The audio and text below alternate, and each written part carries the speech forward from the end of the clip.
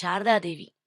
Sharada Ammani once, she always lives in the service of her Lord, service of her Gurunatha, service of her Pati Deva, Ramakrishna Paramahamsa. Oh, he always goes into the deeper meditations of Ananda. Once, she was also bestowed with that Ananda Samadhi by him, and she had gradually got into it. Anugraha can be done, but the person who is receiving should be deserving. Since she is a deserving candidate, she effortlessly got into that anubhavam of that Samadhi anubhavam. She was relishing in it. She lost herself in it. A day probably went in it. The whole day was over.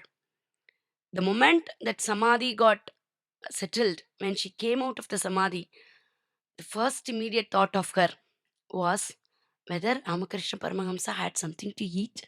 Sharada Devi, once she woke up from that Samadhi, her first question was, did Ramakrishna Paramahamsa eat?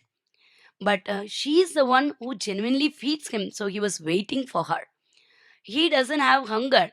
Only she comes and prods him that its time has come, the health has to be maintained. So Gurunatha should be served with food. So she does it. Since she wasn't there, he was happily enjoying like a child whose mother has gone outside. So she came and then she said, she did namaskara to Gurunatha, to her husband, and she said, enough of this samadhis, because I wasn't able to serve you. Being in samadhi is only for me probably, but for me is what is kshemam for you is kshemam for me.